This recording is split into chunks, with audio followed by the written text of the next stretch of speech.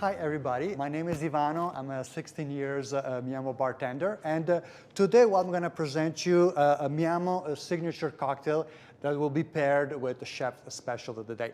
The name of the cocktail is Pink Desert, and it's a very beautiful, very refreshing, very aromatic, and very smooth cocktail. It's a cocktail that I would recommend to have it at lunchtime, at dinner, before dinner, at your own patio, or even sitting or laying down by the pool.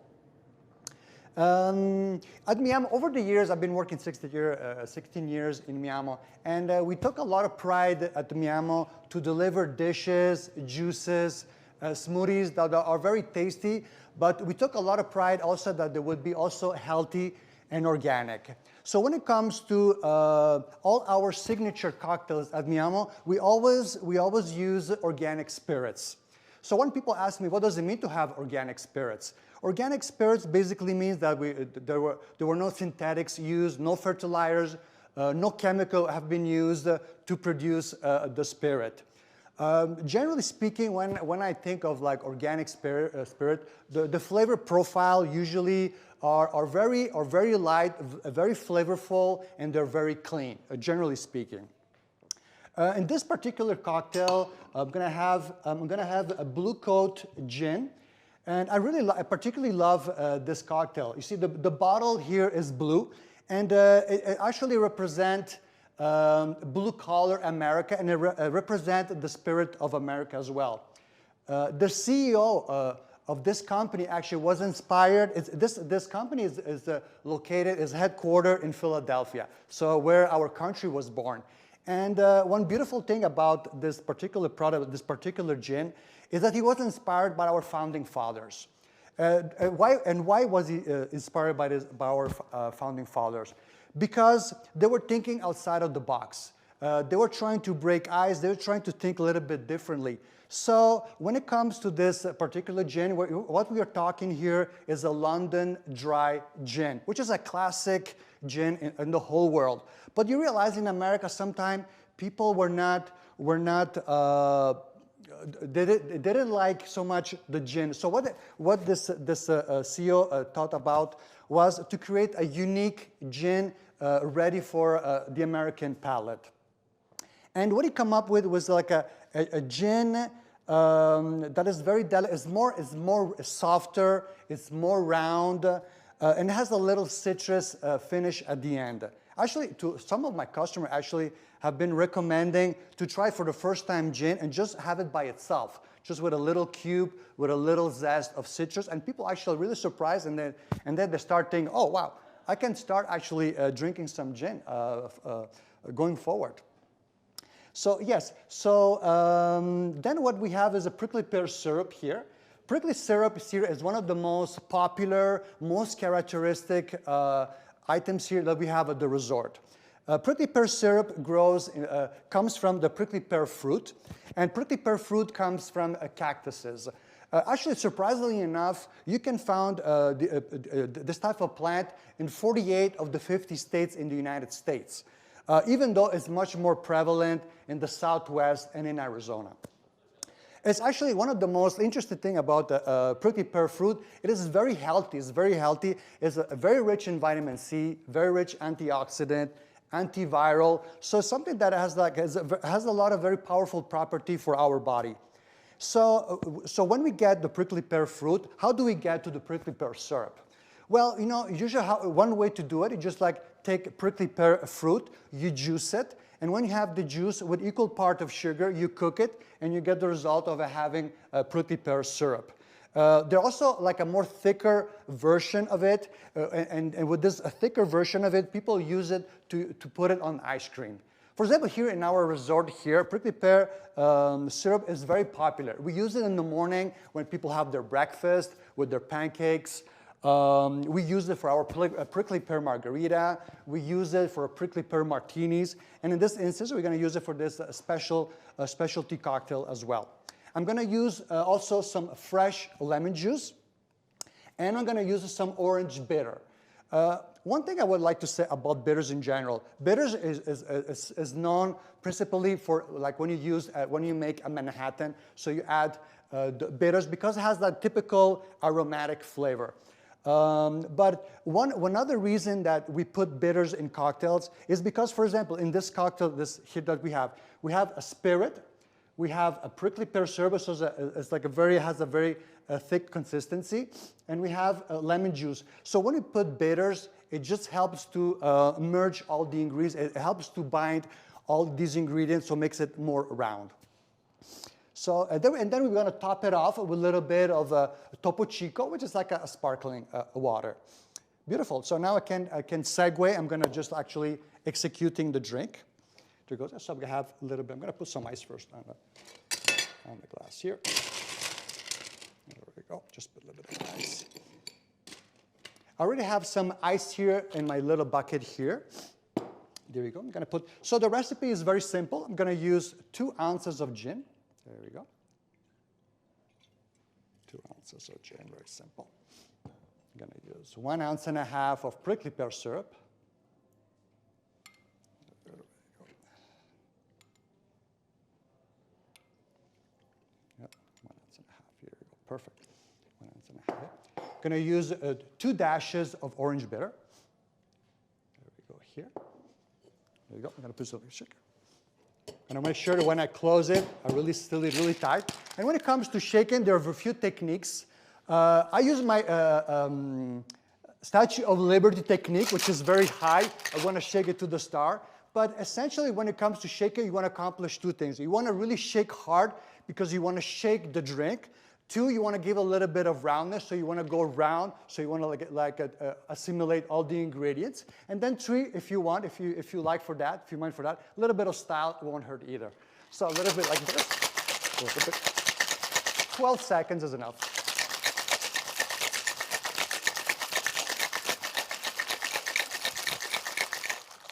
There we go.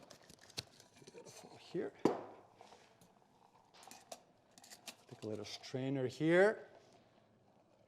So when I see this color, I really see Sedona, I really see Arizona, prickly pear. It calls for holiday. There we go here. Now I'm going to top it off with a little bit of sparkling water.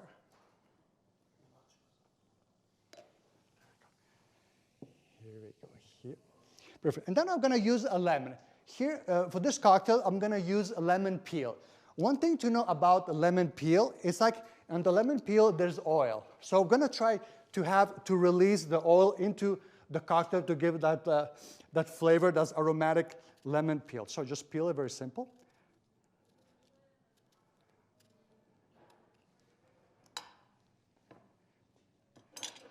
So I'm going to hold it here.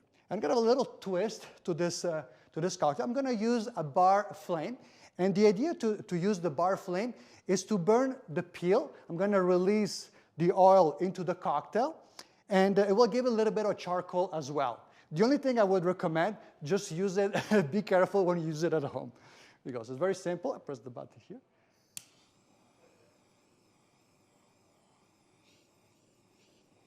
There you go. Beautiful here. And to finish it off, I'm going to use a little bit of rosemary. There we go, rosemary here. And actually, rosemary is a very special ingredient. It is very popular here in Arizona because it does very well with hot climates. And one of the most important property of rosemary is its smell. And people don't know, but actually people always notice the smell of the rosemary. And what it does, it is a mood enhancer. So all the time when people smell rosemary, if you notice that, you're always going to feel a little bit more happier with that. And that's also it's very good for muscle pain. It's good for your immune system. It's good for mental cognitive enhancement. So it's a lot of, also rosemary have a huge property as well. Just going to put on top here. There you go. Et voila, here we go. Pink dessert for you. Beautiful. And I'll have a chef here come over here in a few seconds.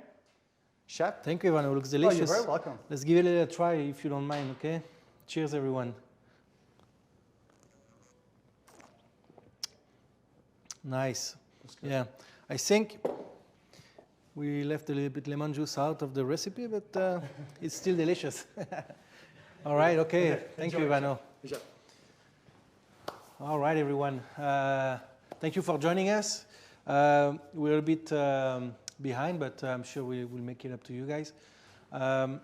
Okay, so today we're going to do a salad with persimmons and then crusted salmon with ramen noodles. So we have all the ingredients right here in front of us. Like the recipe called for, we already have the asparagus that are blanched, the ramen noodles that are pre-cooked as well. So both of the items, they're boiled in salted water, and then you just cool it down in ice water. What the ice water is for is to just cut the cooking so it doesn't overcook. All right. Okay, so let's start with the cold ingredients first. We're gonna go with the goat cheese for the salad. So we got some fresh goat cheese.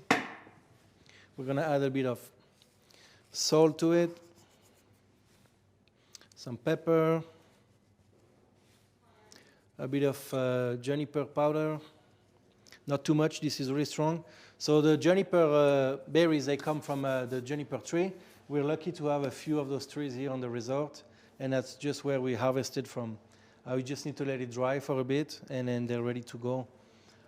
If you cannot find juniper berries in your favorite store, you can replace with a bit of rosemary or any kind of spice that you really like. I was just think that the juniper berries goes well with the goat cheese. We're going to also put a little bit of lemon zest in it, just a bit of freshness.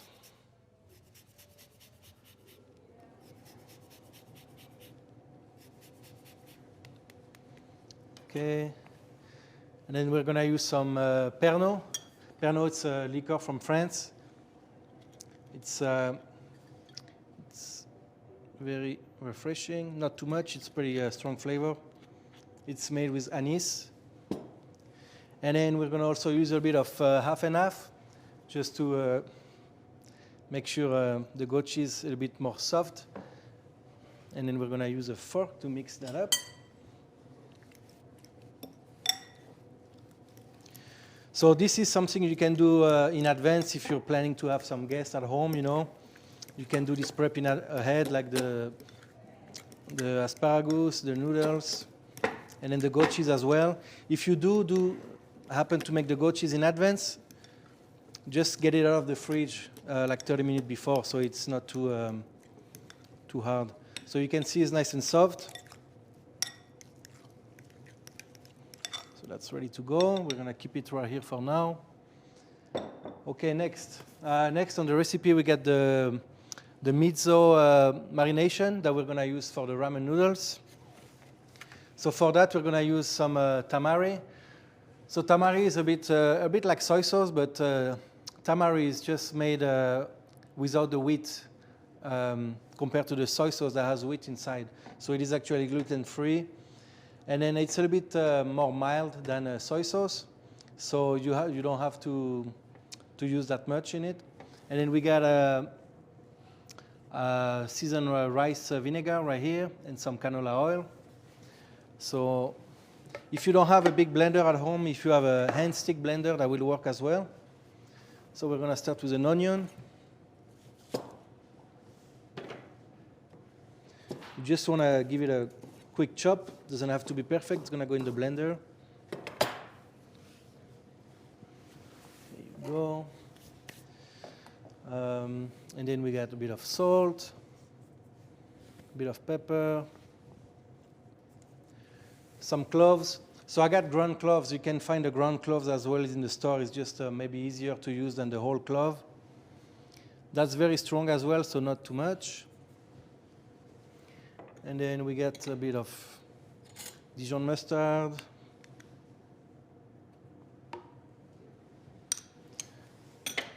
Some sweet chili sauce.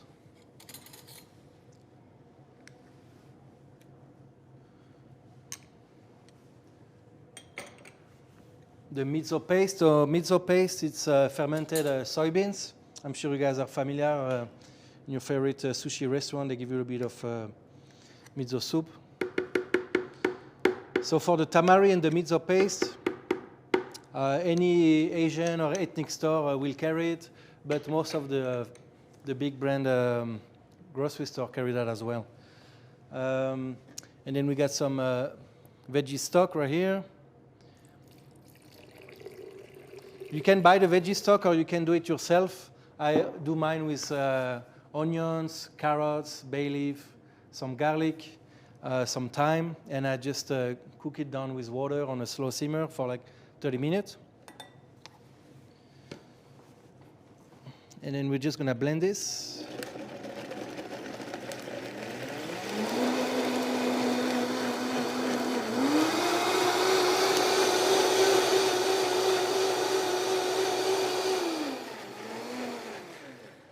And then we're just gonna add the last liquids, finishing by the oil for the last emulsion. A bit of the tamari, rice wine vinegar,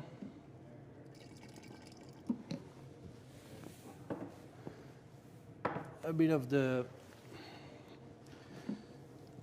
sriracha. That's up to your taste, you know how spicy you like your marination. Then we're gonna blend all this together one more time.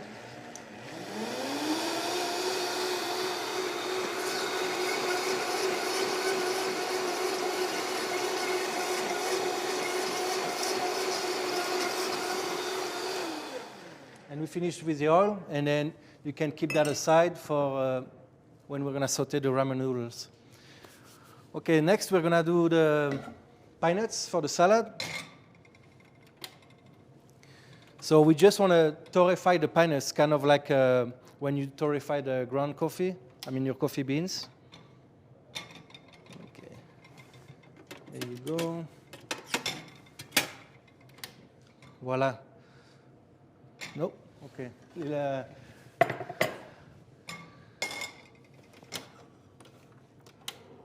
you go. Let me reset that one for the salmon after. So you want a hot pan for your pine nuts. No need oil. The nuts itself are oily already like that.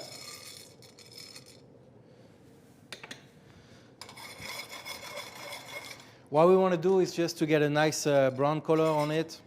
So you just move them around.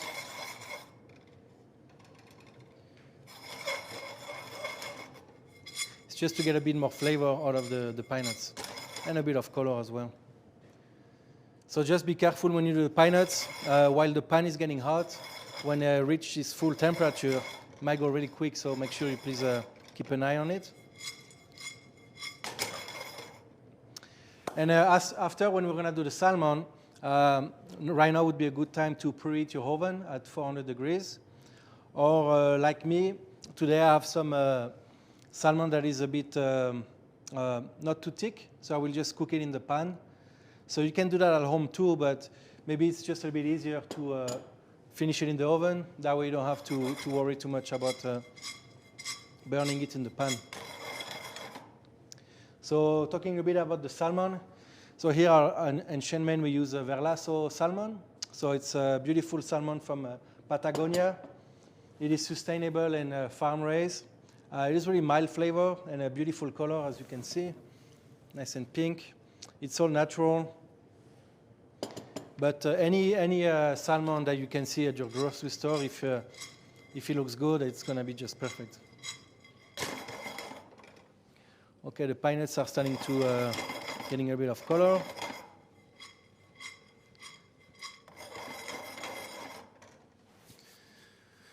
In the meantime, I'm going to prepare my bowl for the vinaigrette we're going to use for the salad.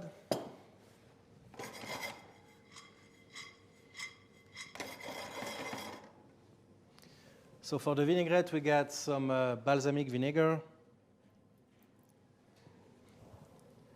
extra virgin olive oil,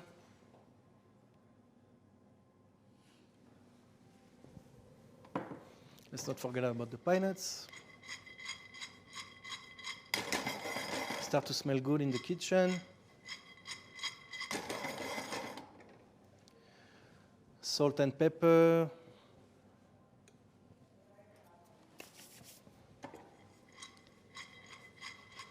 I don't know if you can see it on the camera, but you can still start to be really shiny. That's because of the oils from the pine nuts.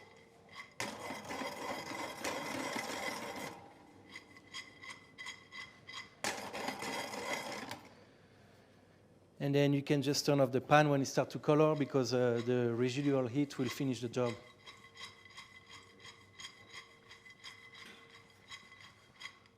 Okay. So here you can see the pine nuts, nicely brown color. We're just gonna keep it aside for later. Okay. There you go. So back to the vinaigrette. So we got the balsamic, the olive oil, salt and pepper, and then we got a bit of the juniper powder. Wait, let me see.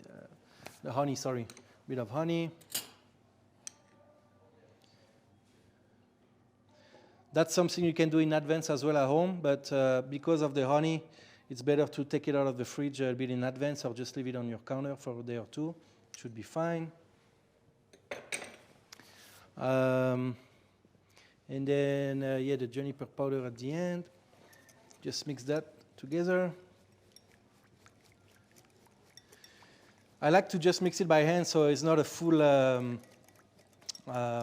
you can still see the balsamic drops in the dressing, rather than using the blender that's going to emulsify everything together. Okay, I'm going to keep that in the bag. And then next, we're going to do some citrus segments for the salad.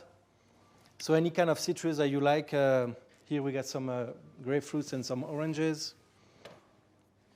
So for the citrus segments, what we want to do, just cut the bottom and the top of your citrus with a sharp knife, and then just work around it. And then basically you want to eliminate all the white skin of your citrus. That's also something you can do in advance and just keep it in the fridge with this juice. Try to keep as much juice as you can so it doesn't dry up.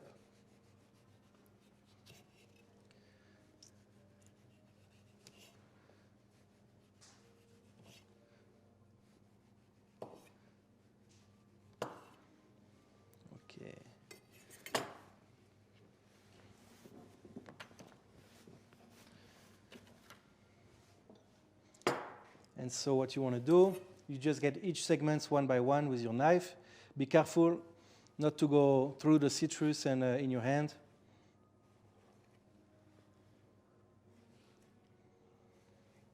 You can still find some blood oranges right now in the store. That's very nice color as well.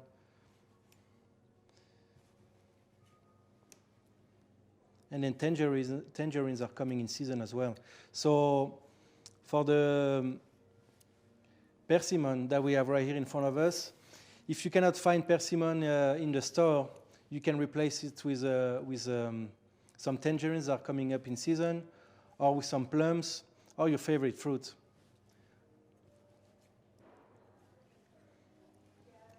There you go. So here we got your citrus segments. We're going to keep it here for now.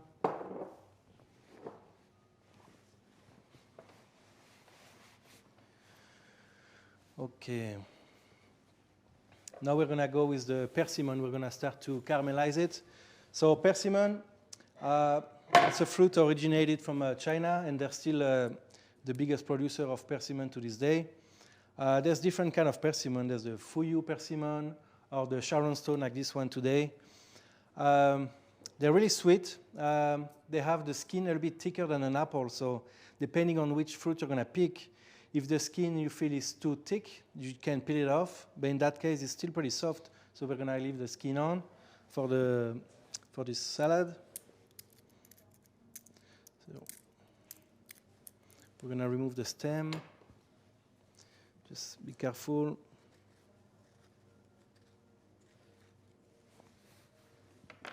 We're going to start to read our pan.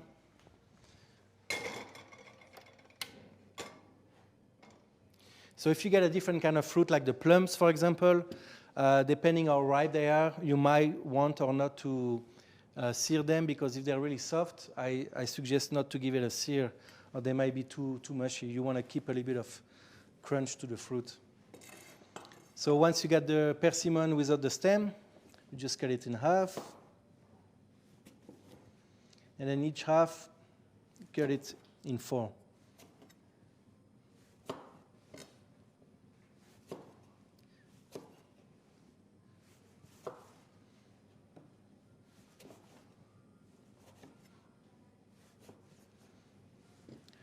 Okay, so the pan is nice and hot. We're going to use a little bit of canola oil, some butter. So I like to use butter more. It's more flavorful, but by using a little bit of canola oil as well, you just give your butter a chance not to burn so quickly. You know, you don't want to burn the butter. A little bit of brown sugar. That one is sugar in the raw. It's perfect for this recipe. The sugar is just going to help to caramelize a little bit the persimmon.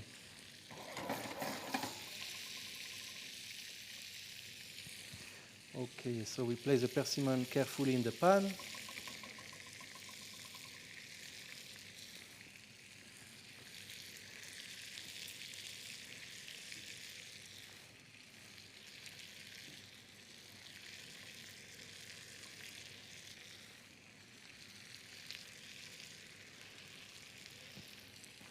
And then we're just going to let it cook for a couple minutes until it caramelizes a little bit.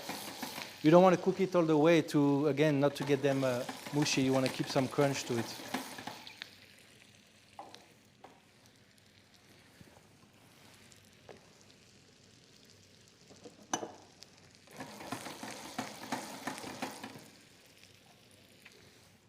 And then we're going to flip them. If you start to see the caramelization, you might want to lower your fire a little bit so there's no too much color.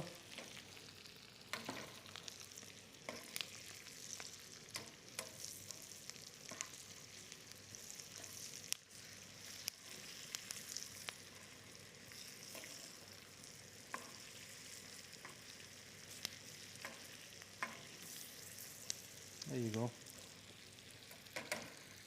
I wish you guys could smell that too. It smells pretty good in here. So you can see the butter start to caramelize also a little bit to get a bit like beurre noisette, like a brown butter. That's why adding a little bit of oil at the beginning helps not to get the butter already burned.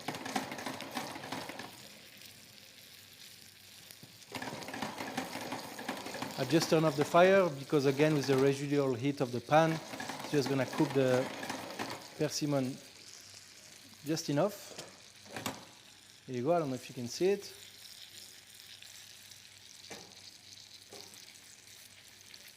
I'm going to reserve that on the side as well, next to the pine nuts. So now that we have all our prep, now we can start with the salmon.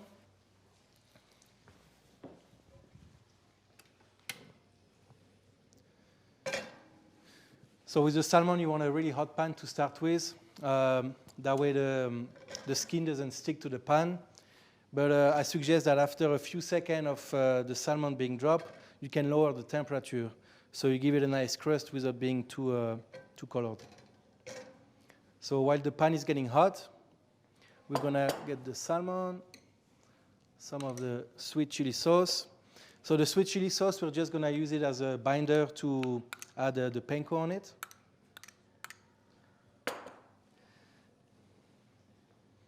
You can use a brush or just a spoon.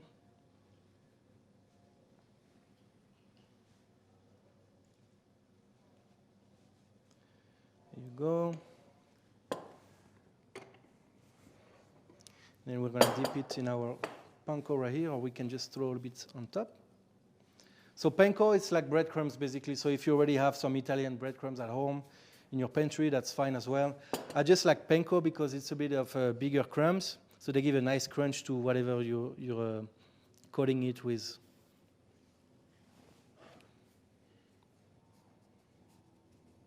There you go, that's plenty. Our pan is getting hot. We're going to use canola oil as well.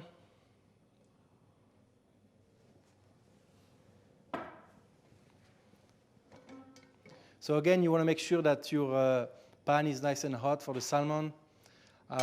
Nothing is worse than getting a cold pan to start your fish and then just sticks to the bottom, you know.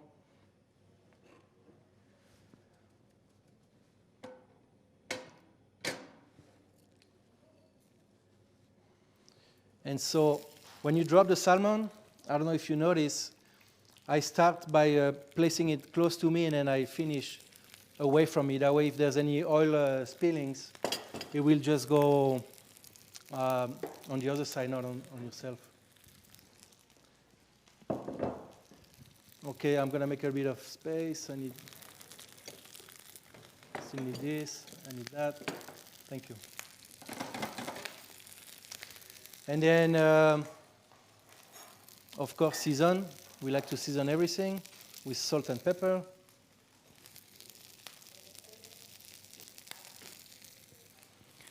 So now that we know that the salmon is not going to stick, we want to lower the flame.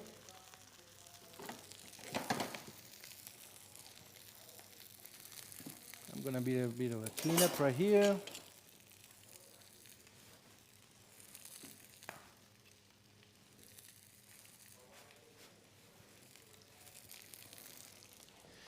And then, so again, Pernod from France. You can drink it with just a few ice cubes and a bit of water. It's delicious, refreshing during the summer. But I like to add in some recipes.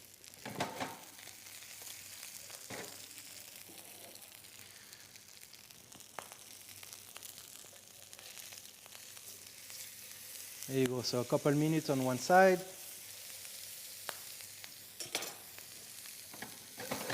So again, if depending on the salmon that you're going to get from your store, if it's a thicker pavé, I really suggest to finish it in the oven. But in that case, since it's not that thick, we're going to just finish it in the pan.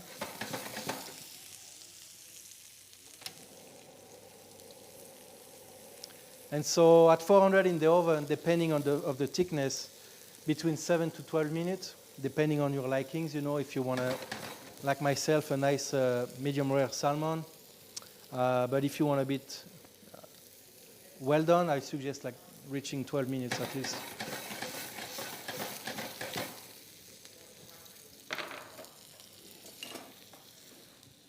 I'll make a bit of space.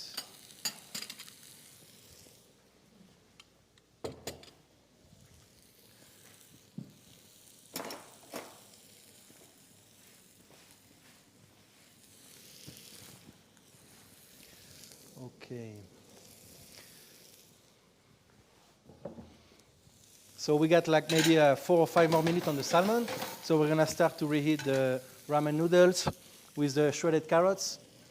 So here at the resort we got some beautiful heirloom carrots from our local grower.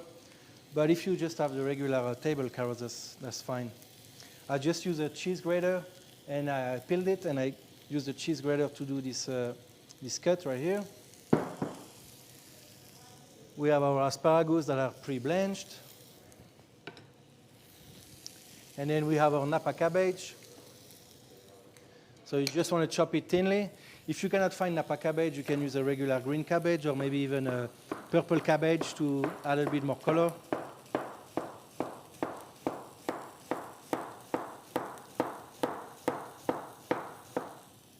you go.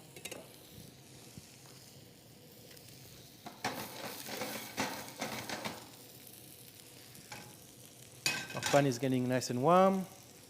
We're going to use a little bit of olive oil. And so we're going to mix the carrots, the cabbage, and the asparagus. And then once they're nice and a little bit cooked but still crunchy, we're going to add the ramen noodle. I just like to keep some of the asparagus tip whole, just for decoration at the end. So we're just going to chop some of the asparagus.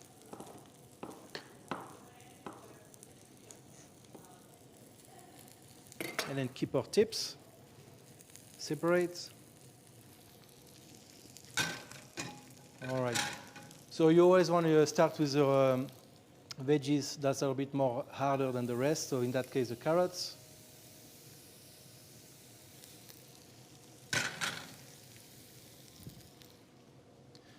salt, pepper,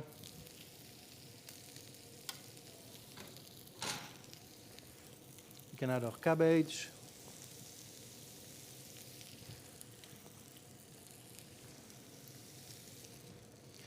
the asparagus,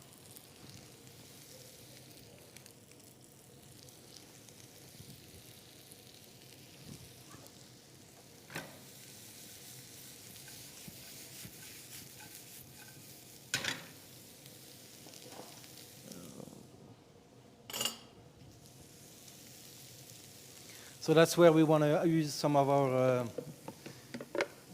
miso marination.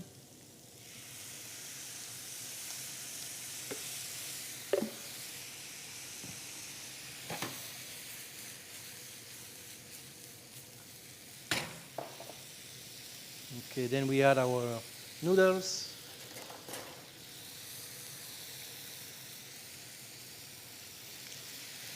I like to get a good ratio of veggies with the noodles, just a bit more health conscious, you know. So you can go heavier on the noodles if you want, but I like to do like a 50-50. Our salmon is almost ready here. I'm just going to use the same pan to reheat the asparagus tip.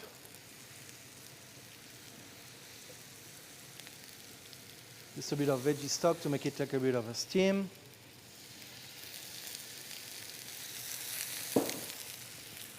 Okay.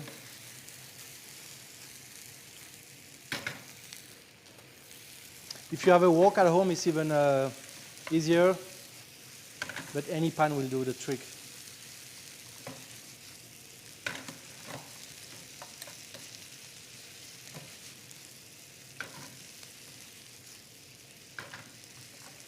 There you go, everything is getting nice and warm.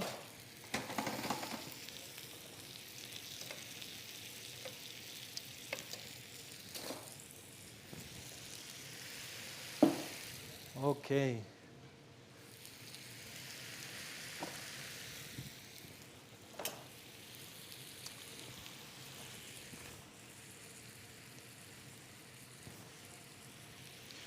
Of course, any vegetable trimmings, you can keep them in your fridge and then use it to make a soup or like a veggie stock that we have here, you know. Here in the kitchen, we don't throw away anything. We try to recycle everything, you know. All right. Okay, let's start with the plating of the salad.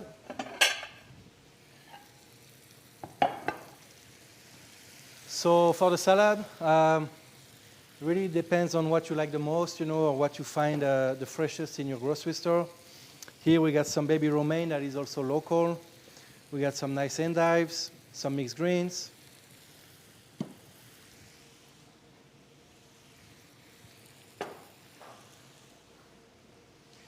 See the dressing just kind of separated again. That's kind of what you want, because at the end you want to put a bit of dressing around the plate and it just look nicer like that.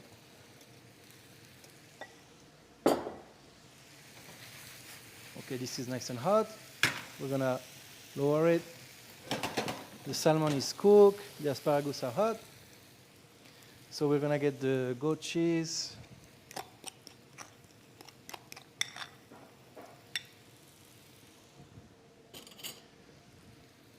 So you want to get a nice spoon of the goat cheese. See how soft it is? That's the consistency that you want.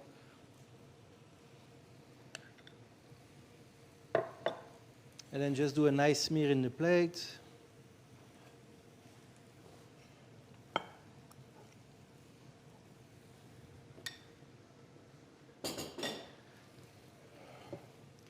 We're gonna get our lettuce. I like the endive, it's a bit bitter, you know, but it adds also a nice color to the salad. Just chop it like that.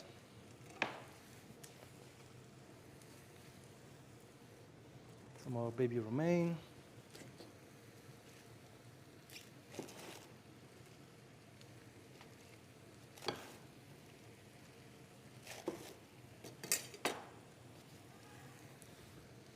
Just gonna use the bowl to put a little bit of dressing on the romaine.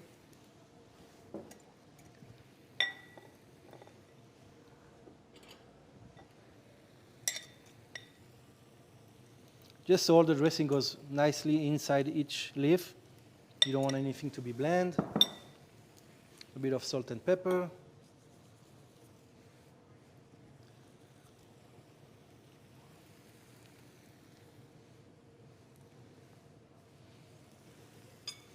Place the baby romaine in your plate. Add a bit more dressing to the remaining lettuces.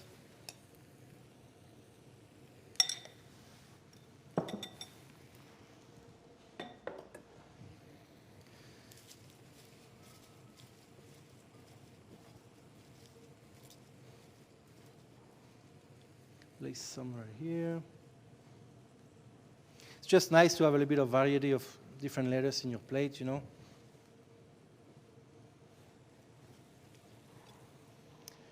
And then, of course, la pièce de résistance is the beautiful persimmon.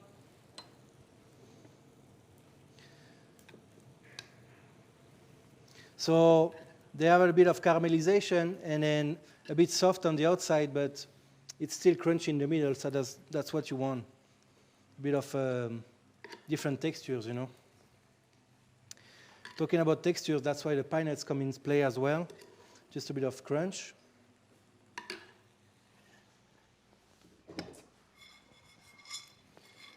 With a few pine nuts around.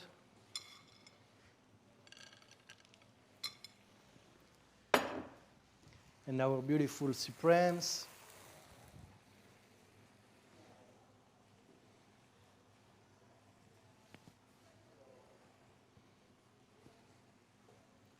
Just 3 or 4 pieces, it's enough.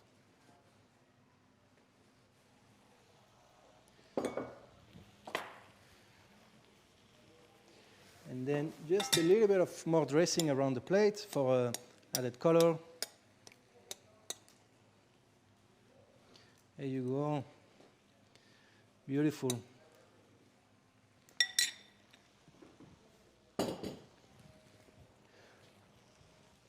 I'm gonna keep a plate right here for you guys to see in the front. And then now that we have everything ready for the salmon, we can plate it as well. And so when you have your guest at home, you can even pre-sear the salmon halfway before they arrive. Leave it outside on your table, on your kitchen table. And then once you're ready to go with the entree, just finish the salmon in the oven so you don't have to worry about missing out too much on your party.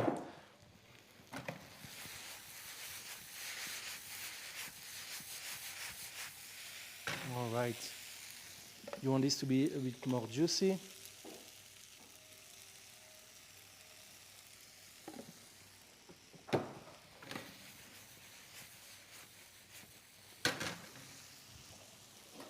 All right.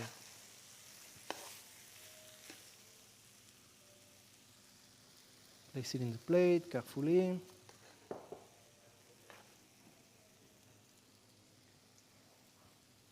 Almost like you would do with some spaghetti, you know.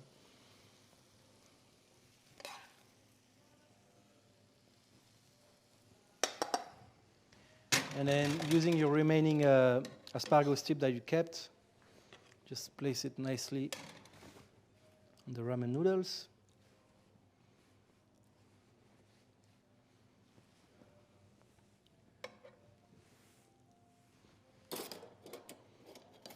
Grab your salmon. It's a beautiful panko crust. And then if you want to add a bit of sesame seeds for color.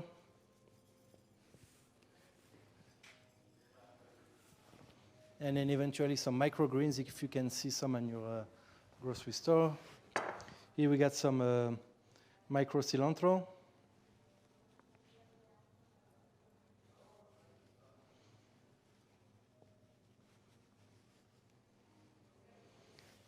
Some red amaranth.